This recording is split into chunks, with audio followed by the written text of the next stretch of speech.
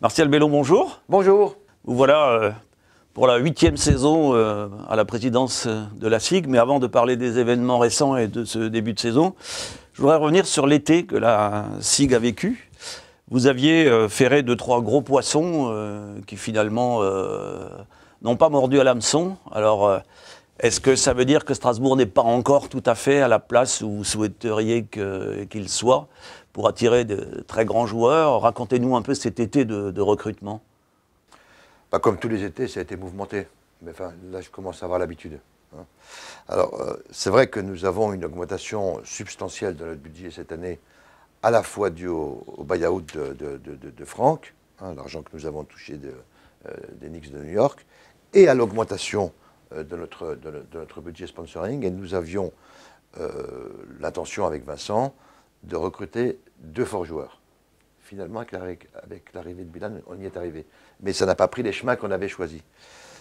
On s'est rendu compte, effectivement, cet été, que pour atteindre les joueurs qui jouent l'Euroleague ou dans les grandes équipes européennes, on est encore un peu juste.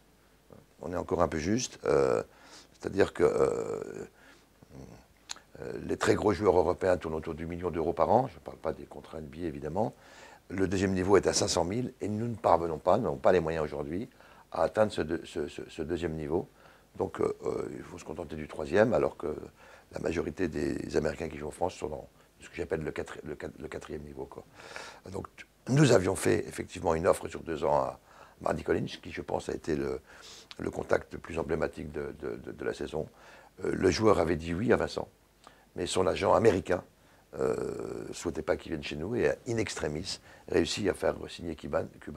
Ça a été une grosse déception pour nous cet été. Est-ce que le fait de jouer la BCL vous a désavantagé par rapport à l'Eurocoupe, à l'Euroleague?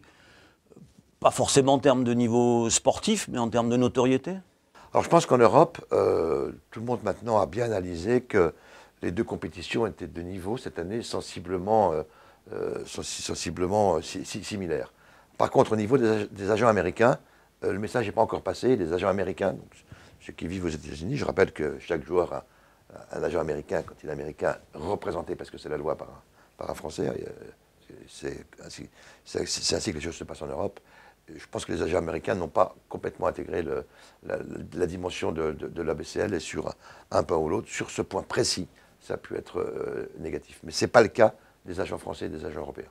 Alors vous avez été aussi victime de l'arrivée plutôt tardive de certains joueurs, notamment Chris O'Toole ou Michael Dixon, qui a joué l'Euro avec la Géorgie. Est-ce que, à partir de cette préparation de tronqué, sachant que Vincent est aussi arrivé à la mi-septembre, quel regard vous jetez sur ce début de saison et sur ces 8 premiers matchs en Pro A et en Euroleague, en BCL, pardon? Alors incontestablement, la préparation s'est mal passée. D'abord en termes d'infrastructure. On a repris le 10 août, quelques jours après il fallait arrêter pour le retournoi, on revient au Rhenus, il faut arrêter pour la foire, on revient, il faut arrêter pour le congrès des HLM. On a rarement connu un été aussi compliqué sur le plan de l'infrastructure et du confort qu'un club professionnel est en droit d'attendre. Ça, c'est le premier point. Le deuxième point, que Vincent ne soit pas là, ça fait partie du deal qu'on a avec Vincent, et je ne me suis jamais plaint qu'il ne soit pas là parce qu'on l'a accepté dès le départ. C'est vrai qu'il y avait 2 joueurs en équipe nationale, Louis Labéry en équipe de France et Michael Dixon en équipe de Géorgie. Je pense que nous avons fait une erreur de signer O'Toole en sachant qu'il allait faire une ligue d'été en Chine. Je pense qu'à l'avenir, on ne refera plus. C'est une erreur de ce type. Et on voit bien que ce garçon, qui au demeurant est un garçon adorable, et la séparation s'est très bien passée. Je le dis parce que souvent c'est beaucoup plus tendu que ça. Est arrivé, selon l'expression consacrée, un peu cramé. Et il a clairement raté son début de saison chez nous. Donc, ça a été effectivement une préparation très compliquée. On a l'expérience avec Vincent. On sait qu'il a besoin de 2 mois pour prendre en main son équipe. Il a un peu plus d'1 mois. Ça y est, ça commence tout doucement à se mettre en place. Mais vous aviez vu que c'était pareil l'année dernière. Il est arrivé début novembre avec son équipe, et j'avais dit que ça irait bien début janvier.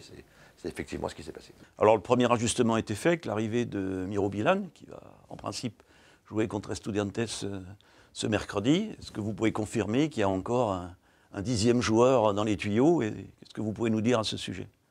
Alors je vais peut-être revenir sur la raison pour laquelle on n'avait pas recruté ce poste 3, parce que très vite avec Vincent, On s'est rendu compte qu'il y avait un déséquilibre dans l'équipe entre les intérieurs et les extérieurs. Et très vite, on a convenu qu'on avait fait une erreur en termes de recrutement à l'intérieur.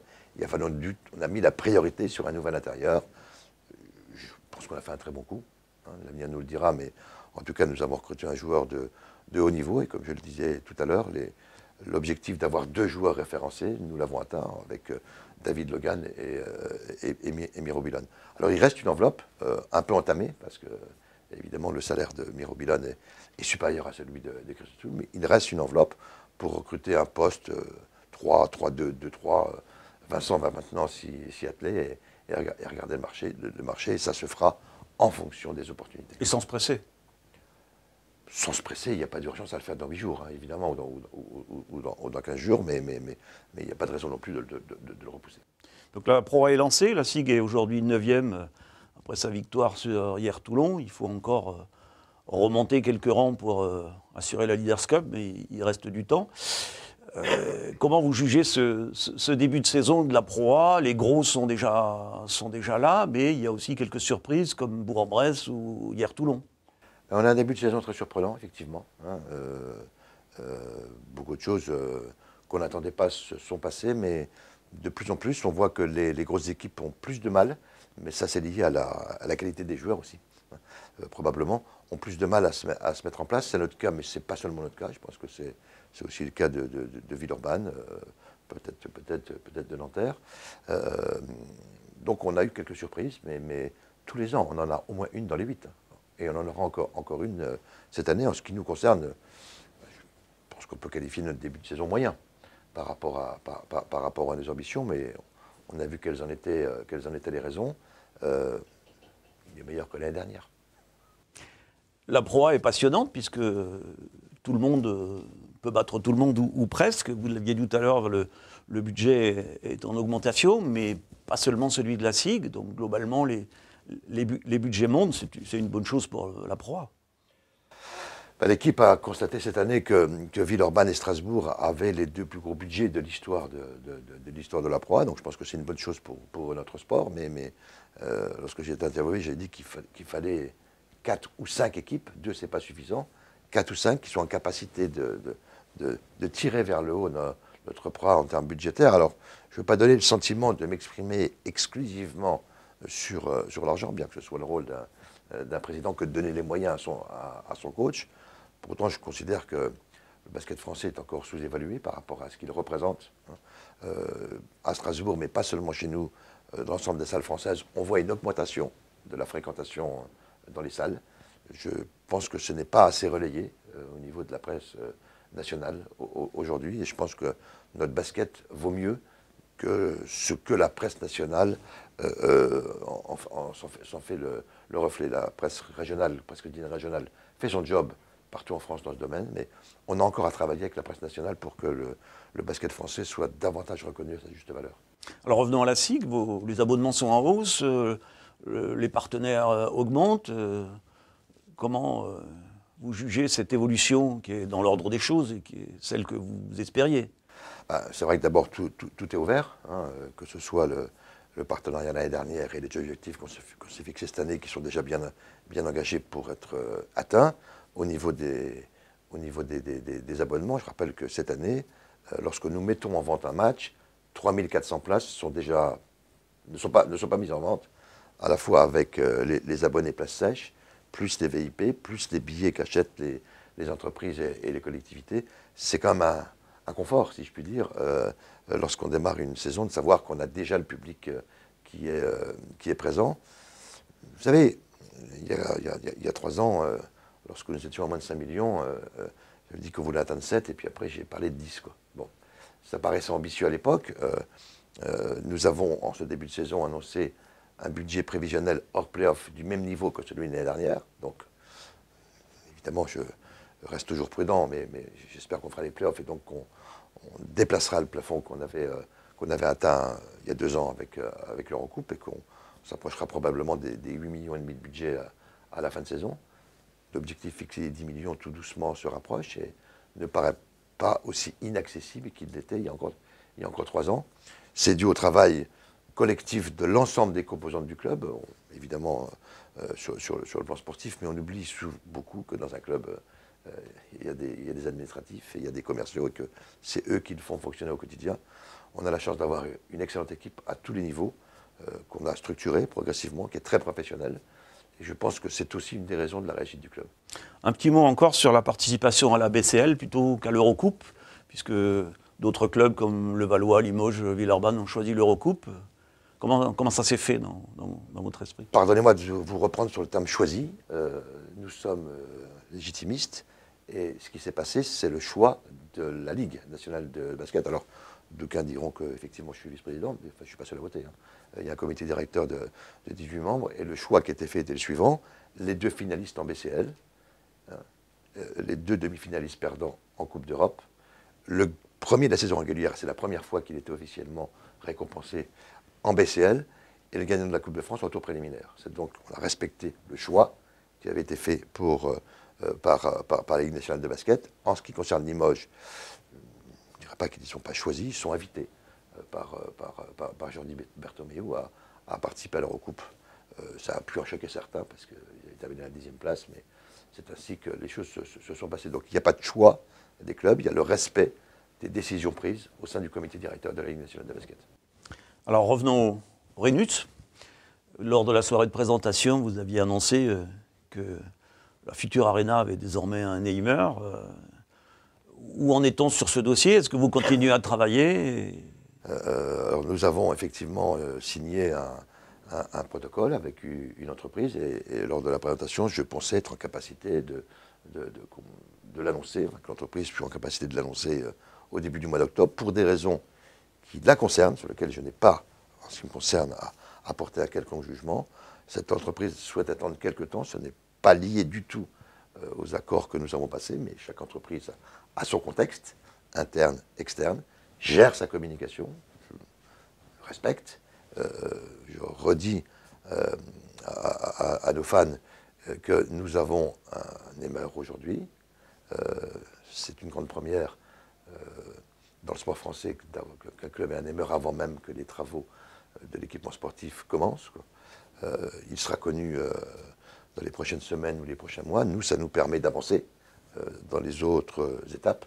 Et nous avons sollicité la collectivité pour que s'enclenche la mise en œuvre du bail emphytéotique administratif. Alors, pour les non-initiés, c'est le fait qu'on nous transfère la propriété pendant une certaine durée, 40, 50, 60 ans, ce qui va nous permettre à ce moment-là de pouvoir monter le dossier financier. Mais parallèlement, l'équipe de maîtrise d'œuvre est constituée et on travaille tous les jours dans l'optique de déposer le permis de construire dans un peu plus de 6 mois auprès des autorités compétentes. Donc le dossier suit son cours. Je sais bien que tout le monde aimerait que ça aille plus vite, moi le premier, mais je voudrais rappeler qu'à chaque fois, j'ai annoncé les étapes qu'on avait à franchir, les unes après les autres, step by step, comme on dit. Nous les avons franchis, modification de la loi qui va permettre, si elle le souhaite aux collectivités locales, de garantir la moitié de l'emprunt, recharge d'un Neimer qui a été trouvé, maintenant nous attaquons les étapes suivantes dans le calendrier qu'on s'était fixé. Je rappelle que Jean-Michel Aulas a mis 13 ans pour faire le stade de Lyon. Je pense qu'on mettra un peu moins de temps. Et pour le moment, alors on peut toujours discuter d'une perte de temps de 6 mois, mais nous sommes dans le calendrier. La seule contrainte que j'ai dû accepter cet été, c'est qu'à partir du moment où nous imposons de faire les travaux pendant que nous jouons, ça nous fait perdre un an. Ça nous fait perdre un an dans les travaux, parce qu'effectivement, tout ne peut pas être fait dans la continuité.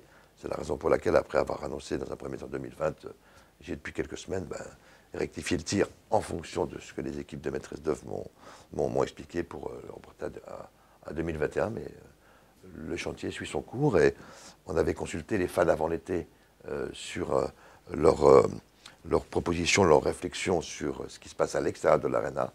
On va dans les prochains temps les consulter sur ce qu'ils souhaiteraient qu'il se passe à l'intérieur de l'Arena. Je rappelle que bien sûr l'enveloppe architecturale et urbaine est importante, mais nous voulons faire de cette Arena l'une des arénas les mieux connectées de France. Pour nous, c'est un enjeu très important. Je prends souvent cet exemple. Je dis que quand je prends mon iPhone en main, je souhaiterais qu'à l'avenir, lorsque la Berry fait un dunk, chaque fan puisse, dans les 10 secondes qui suivent, le revoir sur son iPhone. Cela nécessite une mise en œuvre, évidemment, très novatrice des nouvelles technologies. Et on travaille aussi avec différents experts sur ce sujet. C'est pour nous un sujet extrêmement important.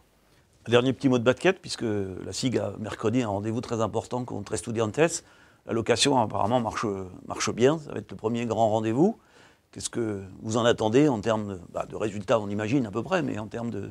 En termes de résultats, on a malheureusement perdu un match qu'on pouvait gagner.